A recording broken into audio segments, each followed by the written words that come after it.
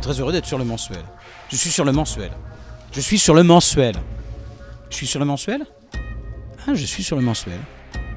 Ce spectacle, effectivement, enfin celui-ci, à l'instar du Cercle de Whitechapel, on le tourne depuis maintenant plus de 2 ans et demi. On a plus de 130 ou 140 dates de tournée déjà à notre actif. On retourne l'année prochaine avec ce spectacle. Le Cercle de Whitechapel tourne encore et c'est toujours la même compagnie, c'est toujours les mêmes acteurs, effectivement. Oui, ça c'est important aussi. Tu sais, c'est un peu comme le vin. Plus on le joue, normalement, plus ça doit être mieux.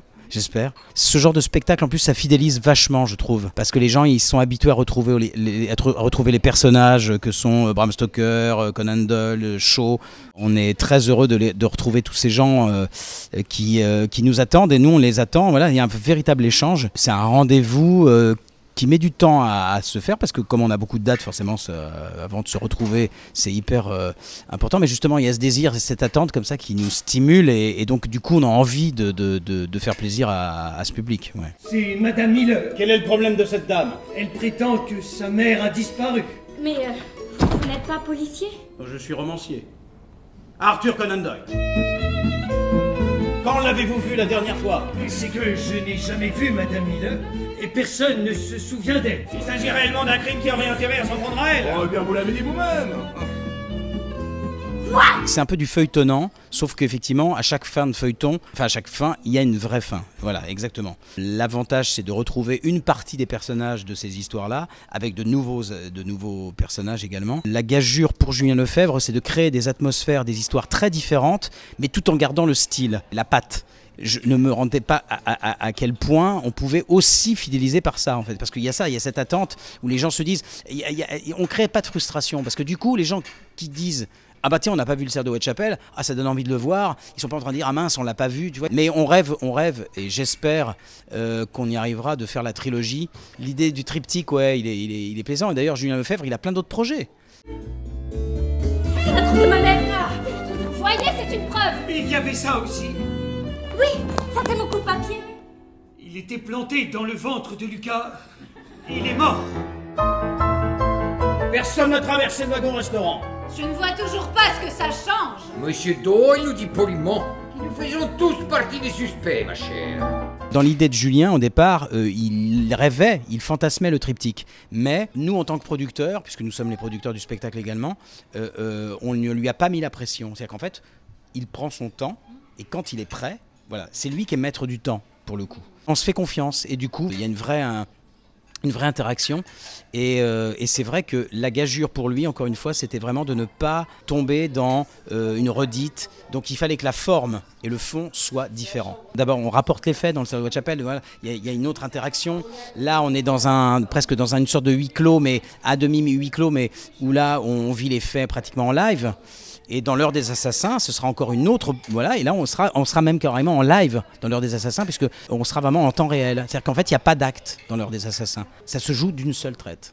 Et l'histoire est totalement différente. Et d'ailleurs, très honnêtement, on ne peut pas deviner impossible. Impossible. À l'instar de À couteau tiré ou des Colombo ou de toutes ces séries qu'on connaît, qu'on apprécie, il trouve l'idée de départ, et c'est ça en fait le plus difficile. Après voilà, le reste, ouais, il y a un mécanisme qu'il cherche, qu'il trouve et tout ça, et il n'invente rien. Là, dans l'idée des Voyageurs du crime, ce que tu as vu ce soir, on est un peu dans cette idée-là. Doyle, à un moment donné, il lance des hameçons, il noie les pistes parce qu'il ne sait pas, et en fait il bluffe. En tout cas, le processus et le mécanisme, comme tu dis, et vraiment, on sent que tu es quelqu'un qui apprécie beaucoup les enquêtes. Ouais, bah ouais. Voilà. Tu avais trouvé d'ailleurs, tiens, ce soir? Non. Je ne voulais pas avoir l'air de celle qui se mêle de ce qui ne la regarde pas. Ça n'est pas mon genre. Personne n'a rien vu, rien entendu. J'ai entendu quelque chose.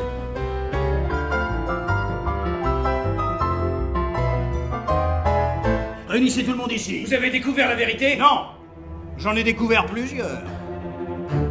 Je ne sais pas si c'est une troupe, mais il y a l'esprit de la troupe. Ouais. Je pense que l'esprit est plus important même que en elle-même la structure. Ouais. Il y a un vrai partage. Dans la difficulté, on est là, on est un peu comme les suricates, tu vois.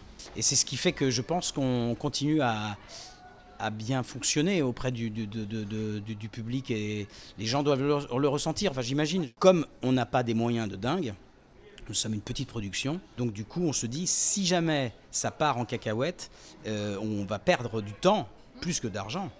Moi c'est le temps qui compte là-dedans dans l'histoire. Et on va chercher des gens qui ne sont pas forcément tout le temps dans les mêmes réseaux. C'est pas d'aller voir l'herbe plus verte ailleurs, mais ça fait du bien des fois de dire ah tiens, lui travaille pas du tout comme nous, mais il va apporter énormément. Et voilà. Et donc c'est parce qu'on est très différents dans le cercle de Whitechapel. D'ailleurs c'est fou cette histoire du cercle, c'est qu'au départ on est vraiment, on a des tempéraments tellement différents, opposés, des vrais caractères, comme les personnages du cercle de Whitechapel d'ailleurs. Bon ça fonctionne. Ça, c'est super. Certains lieux doivent être protégés coûte que coûte de la laideur du dehors. Une petite si sympathique et bien élevée, cachée une telle monstruosité. Mais c'est fou, enfin nous ne savons pas ce qui s'est passé. Oh, je sais pas ce qu'il vous faut de plus. En tout cas, je vous préviens, cette détraquée s'approchera plus de moi. On se demande bien qui voudrait s'approcher de tout. Le travail dans le policier, au théâtre, d'ailleurs même au cinéma ou à la télévision, il faut une acuité, mais tu ne peux pas en fait improviser, c'est très difficile. En tout cas, quand tu mènes l'enquête, c'est quelque chose de très précis, parce que tu peux pas raconter n'importe quoi. Et en même temps, il faut les perdre un peu, parce qu'ils se disent « Ah oui, attends, ça je l'ai loupé » et tout ça. Quand tu vois le film Usual Suspect, par exemple, tu comprends pas tout. La première fois que tu vois le film, tu peux pas tout comprendre. Ça paraît simple comme ça, effectivement, mais c'est vrai que c'est assez compliqué à écrire. Bah, d'ailleurs, la preuve, il met du temps, Julien, et il a un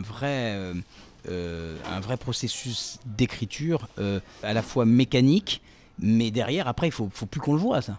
Et c'est le talent qu'il a. Voilà, Julien, encore une fois, on est très heureux de collaborer avec lui une troisième fois, et puis il y en aura d'autres. Ce train est un sanctuaire. Enfin, il l'était jusqu'à ce soir. Antoine, pouvez-vous nous raconter de ce que vous avez vu, disons, entre la mise en place du wagon-restaurant pour le dîner et les événements de ce soir? Espèce de radoteuse. Eh bien oui, j'avoue, j'ai peur. Le train pourrait même être immobilisé, lui aussi. Non, Et la impossible. presse locale sera ravie de raconter que des voyageurs étrangers sont soupçonnés de meurtre. On voulait vraiment boucler la boucle avec trois épisodes, vraiment, 3 opus. Vous comprendrez pourquoi la boucle se boucle sur la 3e, qui se passe un 31 décembre à Londres. On retrouve à la fois Peter Pan, Big Ben et Churchill. Parce que l'action se passe pendant une représentation de la comédie musicale Peter Pan, qui est une des toutes premières représentations à l'époque à Londres, en 1910. Le grand directeur qui s'appelle Philip Somerset, qui est un grand propriétaire, il dirige la presse, il a des puits de pétrole, enfin, c'est un grand affairiste, un banquier, enfin, il a vraiment beaucoup de cartes. C'est lui qui va être la victime dans l'histoire, on va le retrouver assassiné, empoisonné sur le balcon, pendant que le spectacle se joue en bas. Voilà. Et apparemment, les invités, dont Conan Doyle, Bram Stoker, Shaw et d'autres, se retrouvent coincés en haut avec cet homme sur les bras, et ils ont apparemment bu et mangé la même chose que lui. Apparemment. Et ça s'appelle L'heure des assassins.